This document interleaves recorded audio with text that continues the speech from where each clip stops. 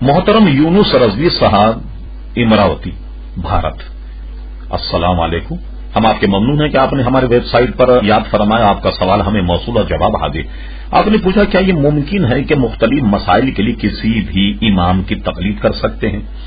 मिसाल के तौर पर तलाक से मुतालिक हम किसी और इमाम की पैरवी करें और नमाज से मुतालिक मसाइल के लिए दूसरे इमाम की तकलीद करें।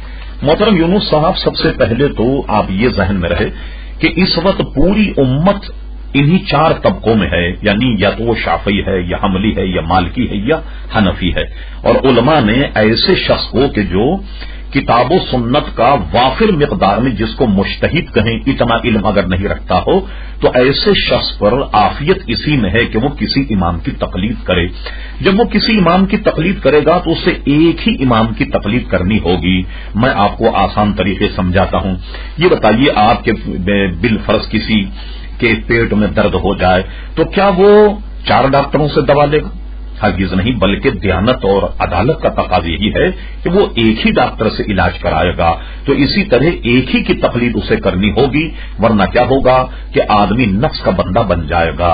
अव्वल तो ये कि चारों फिक़ह पर किसी को उबूर हासिल होना, ये भी कारेदारत, बल्कि आम आलिम को इतनी स्टडी नहीं होती कि चारों मजहब के मसाइल से वाफिर मिकदार में उसे स्टडी हो। तो एक आम आदमी को कैसे इसकी स्टडी होगी कि चारों मजहब पर उसे गोया उबूर हासिल हो? एक बात तो ये।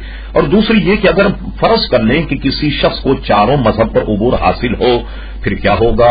आदमी अपने नफ्स का बंदा बन जाएगा। ये देखेगा कि किस मजहब में सहूलत है और कौन से इमाम में सहूलत है, तो कभी वो मालिकी बन जाएगा, कभी शाफी बन जाएगा, कभी जनाब वो हमली बन जाएगा। तो ये इस तरीके से आदमी तबाह और बर्बाद हो जाएगा।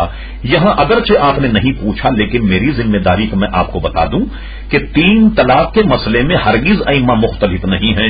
कोई शख्स अगर एक वक्त में अपनी बीवी को 3 तलाक दे दे तो चारों अइम्मा का मजहब यही है कि ये तलाक वाक़ हो जाएगी और एक ही इमाम की पैरवी करनी चाहिए, और इसी में आफियत है।